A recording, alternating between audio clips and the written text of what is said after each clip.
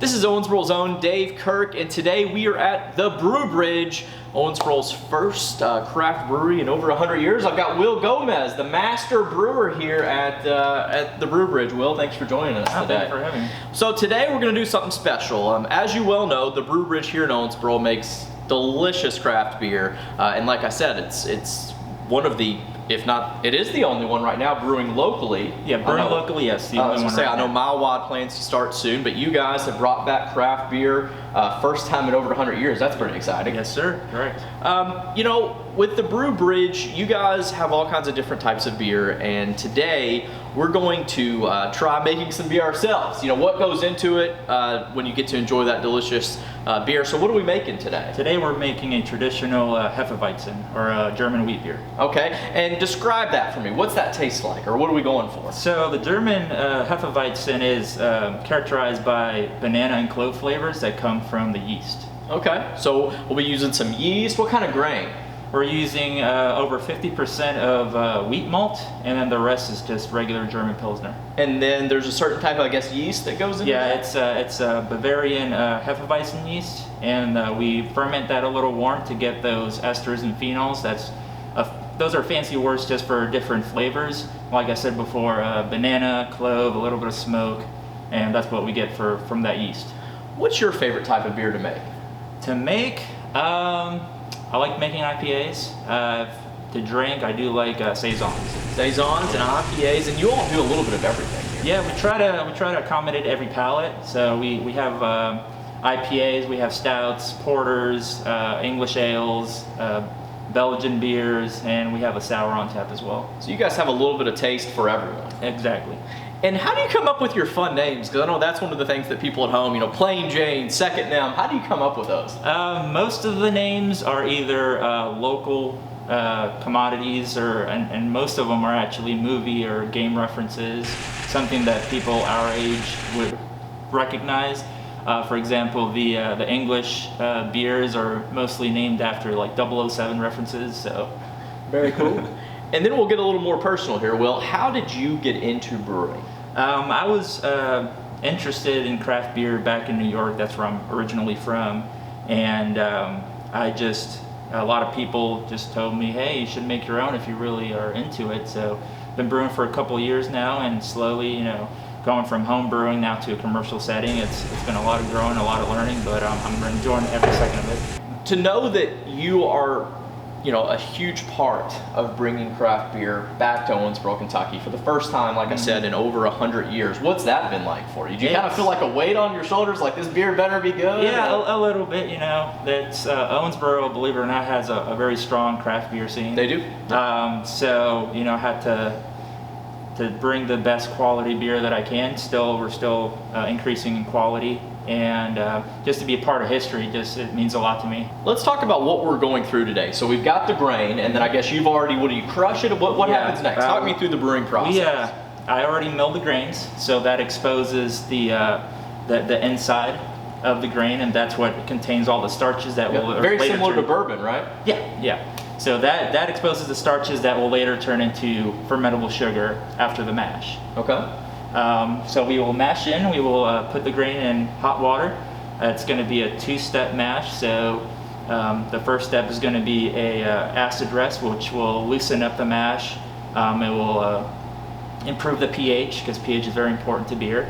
And then a saccharification rest, and that's just a fancy term of allowing the starches to be converted into sugar by the enzymes. Okay. And then so we get them in the water, they do their thing, then what happens? After that, we're gonna rinse the grains. It's called a sparge. So we rinse the grains with hot water. That allows the remaining sugars to be rinsed out of the grains.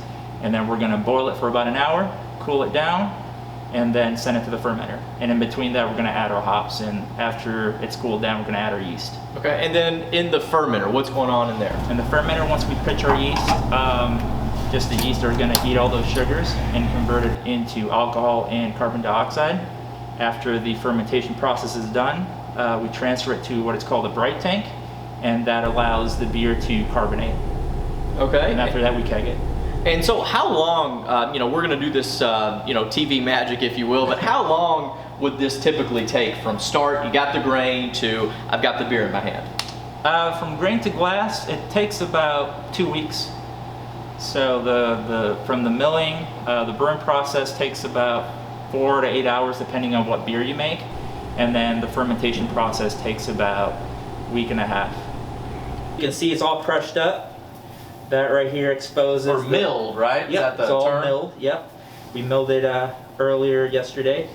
It smells great. Oh yeah, it's sweet because it's there's all those sugars in there, or those starches that will turn into sugar. Just adding in slowly but surely. This is kind of labor intensive here. I mean, like I said, you're a pretty good sized guy, so this whole thing is going in there. Got 55-gallon drum. Oh, everything's going in there. So right now we're stirring the wort, and I can tell you, if you want a good workout, brew some beer. This is heavy stuff. What kind of hops are these now? Those are Hallertau Mittelfrüh hops. They're from Germany. What's your favorite part about brewing? It's the recipe design. Trying to come up with new recipes. I'm very interested in history and trying to recreate historic recipes. So in the future, I'd like to make more recipes and more beer styles that a lot of people might have not heard about. So that's my favorite part. And you all are, in some cases can be known as, extreme micro in the fact that you make a lot of beers with not a huge amount of beer. So, right. if you want to come try one of their special beers, you all sell out of it pretty quickly. Yeah. We have behind us, we have a 6-barrel system, but we make from 2 to 4 right now. Our core beers, we try to make bigger quantities, that way we don't run out. But since we always try to innovate and create new recipes, we do smaller batches, and that also helps with the flow. Okay. And whatever sells, then we will rebrew it. And for somebody who's never been to the Brew Bridge, what kind of vibe do you guys go for in here?